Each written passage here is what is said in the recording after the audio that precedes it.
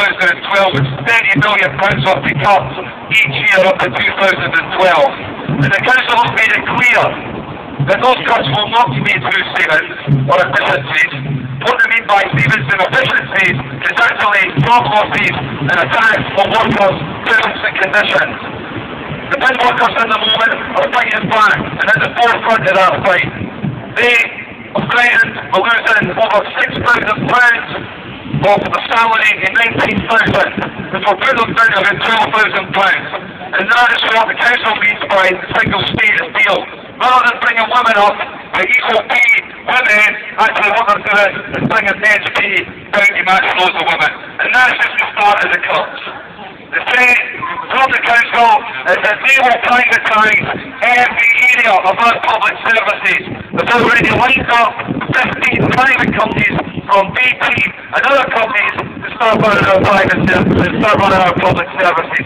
When actually, if you look at the crisis was caused by the privatisation of the banks, the privatisation of all industries, whose main aim was to make profit, and profit at any cost. And yet, when it goes to economic crisis, they tell us that we've got to pay. There's ordinary people, there's ordinary public service users who will pay the cost.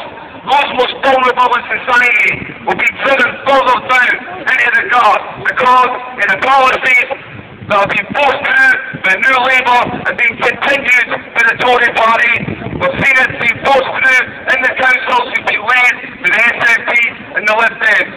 And we call on everybody who wants to fight back against those cuts and against every attack that will be coming over the years to actually join us in a coalition of resistance to fight back and to fight in this council.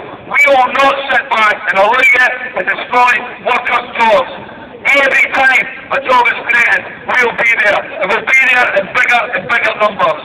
And today is just the beginning of that. There are a few people here who are going to make a couple of speeches.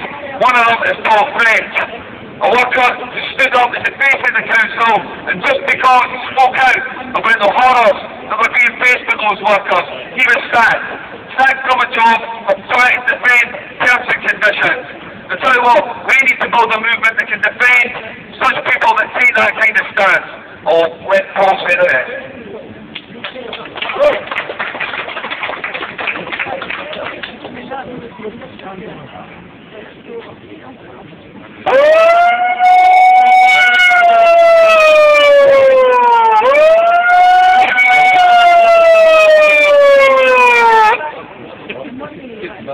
That got everybody's attention. As Raymond says, we're here today to fight for our public services. Make no mistake, the sharks are circling now. Why is it right that the public services have to be done on the cheap? Why is it right taxpayers' money has to go to fill the pockets of the private industry? Again, why is it right? Men and women, make no mistake, there are women losing thousands as well. So where's the equality? Why is this being allowed to happen? Why are the SNP and the Liberals forcing through the Lib Con Parliament that we have? It's wrong. It's wrong they're spending money on a hole in the ground called the tram that's not going anywhere. It's wrong that they can find money, 40 million, for Yesha Hall. 40 million in the last 13 years on Yesha Hall. It's a disgrace. It's an absolute disgrace, and the public in Edinburgh need to do something. Otherwise, they're going to get a substandard service at a really low rate, and they're not going to get quality of service at all. So stand up and fight. Thank you.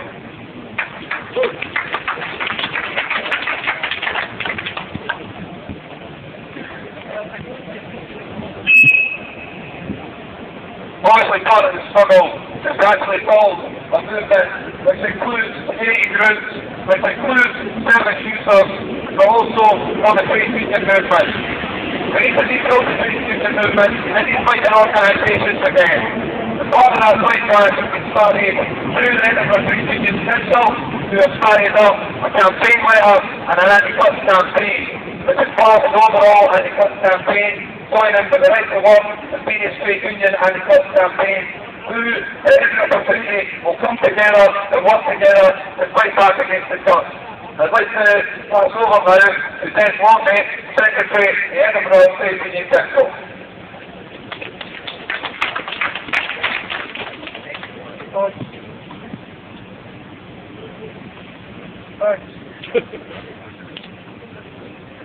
Thanks. I'd like to be posted today as Secretary of the Right Edinburgh Sector Branch, which has about 1,000 members. Right altogether about 2,000 members for the body sector in the Edinburgh area. And we have, as a branch, have been fighting cuts for the last 2 years. 3 or 4 years ago, that some of our members had to make wage increases, they cuts the terms and conditions, cuts to sick pay, cuts to holiday entitlements. So the cuts have been going on for some time. The start of the cuts in Edinburgh was the decision by the council, along with COSLA, to not have local tax increases. That was a really stupid decision. But nevertheless, the council engaged in that decision, and that policy has been maintained for the last 3 years and will be maintained next year. And in fact, the whole total of their cuts to £90 billion, which people have talked about this morning, is almost wholly due to the fact that there hasn't been no council tax increase in the last 4 years. The council has levied about 2.5 or 3 basis points. Quite a moderate increase over the last 2 or 4 years. There will be no need for this 90 billion cuts to have that money. Irrespective of the effect of the Tory budget, they will have that money to serve services in Edinburgh. So, as any councils have done, it's actually got nothing to do with the recession. This is already self-inflicted. And self-inflicted on the basis that the SNP, the Scottish Government, would abolish council tax. So, that's what we say to the council. You adopt a foolish and stupid policy that has damaged and will damage council services and damage the terms and conditions of council employees. The one thing you want to say to the council today is that next year in March, don't keep on this council tax freeze. Impose or levy a reasonable local council tax. So you think if the council even levies local council tax of 2.5 to 3% next year, that would preserve thousands of jobs in Edinburgh. Of course, the situation is now going to get a lot worse. Of the addition to £90 million that the council has been trying to think about saving, the government budgets, the government policy may have doubled the amount of money that has to be paid. Turns out another fight in our hands. Not only to fight 90 million that sounds quickly off, but we know that which may be encouraged the Tories to get their way. These years in fighting unemployment, fighting for our members' jobs, fighting for our members' terms and conditions, fighting for quality services for vulnerable people who have to join in the anti-tax campaign and make sure that the council and the coalition government changes policies before they get thrown out. Thank you.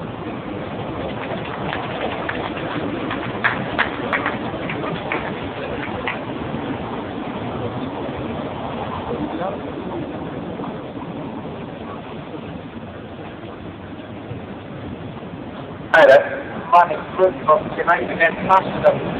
I think there's two sides to the cuts agenda. There's one side of attacking the employees and withdrawal of services, and the side of old people not getting their meals delivered, not getting in human contact on a daily basis. And what feeds off of that, when people don't get that, is the despair. And that's what my concern is with United Against Fascism, is the despair that the cuts fail, and the despair of people who feel as though they've been let down. We've certainly seen plenty of articles in the BBC News, you know, about white people, white working class men, feeling as though they've been let down. Well, I'll tell you what, withdrawal of services affects all of us, but those white working class men will also be still let down, because everybody's going to be let down by these cuts. And the problem is, at times of recession, you've got to worry and be concerned about the rise of fascism. And we see the twin pillars of fascism right now. We see the BNP getting over 500,000 votes in Britain, the largest number of votes for a fascist party this country's ever seen. And then combined with that, you've got the rise on the streets of the English Defence League, a very racist, nasty organisation whose leader has just been exposed as a BNP member, who claim the English Defence League and the Scottish Defence League to be against Muslim extremism. For the latest protest in Dudley a couple of weeks ago, they attacked the Hindu mosque. It's hardly the sign of an anti-Muslim extremist group. It's a sign, on the other hand, of a racist group. And the English Defence League, like the Scottish Defence League, are trying to keep to our streets, and we want to stop them. So I urge people to come down to the protest on Bradford in the 28th of August. It's a real make or break protest for the English Defence League. They've been opposed every step by United Against Fascism, and now they've had all types of internal divisions, and now they're trying to pull all their parties together in this one protest, and that's why I want people to come down. But on top of that, I think possibly even more importantly, I think we've got to win this fight against job cuts, against privatisation of council services, because we want to stop the despair in the first place. So thanks everyone for coming today. It's great to see everyone here, and I'm glad to see among us Robbie has come for us. It's not pissing down with rain.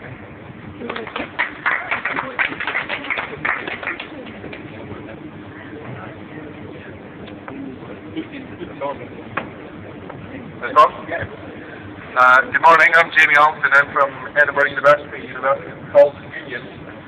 I'd like to speak a little bit about what's happening to universities, to young people's lives, what they face over the next couple of years with the threats of cuts that are coming from the Tory government.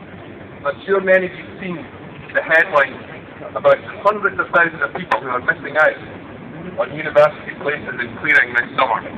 The reason for that is that the cuts that haven't even begun to happen are affecting universities. They're already shutting departments. The courses that are seen as unproductive, the universities that are seen as failing, and the ones that bring cable, everybody's favourite old uncles, will be allowed to shut. That will mean that the people who can't get the jobs, the 18-year-olds who are leaving school now, who are applying for jobs with BT, who had 241 places for an apprenticeship, and they got 100 people applying for every job. These are not scoundrels. These are not selfish kids. This isn't a generation of police station, raised idiots. These are people who want to work, want education, want a chance for their life, and they're being denied it by these people who are raised in Eton, sent to Oxford, and climb straight up the greasy poles of Westminster. And we cannot allow them to blight another generation as they did under Thatcher. That's why we've got to keep up with this campaign against the cut and go to campaign against the Tory conference on October the 3rd in Birmingham.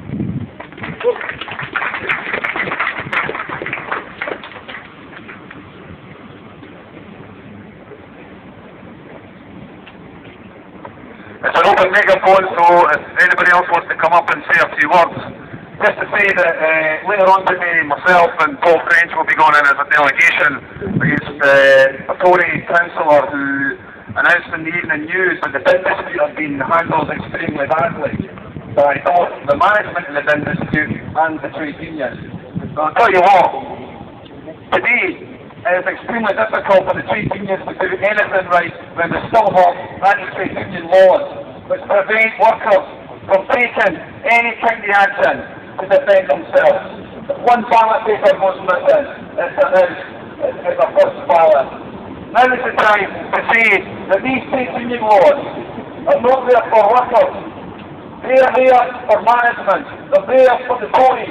They're there for the courts to actually smash workers' organisation and any attempt by workers to defend either social services, their jobs, or their conditions. And actually what we have to do is unite with the trade union movement, or actually call on the trade union movement to start fighting back, and start fighting its fight again. And I'll tell you what, if we want to try and impose the trade union laws, let us build a movement that can actually smash those trade union laws. And then, let's hold them to account, and let us create the kind of laws that workers deserve. Laws that defend workers' jobs, laws that defend public services, and laws that defend the right of service users to have decent services. So we'll be going in to confront that Tory councillor later on today. There will be openings in the public gallery for others that want to go in, which I would encourage, because you'll get to hear what Edinburgh Council wants to affect in this city with its £90 million public cost. So, as I said, if anybody else wants to come up and say a few words, I'm getting a wee bit hoarse here. Come up now.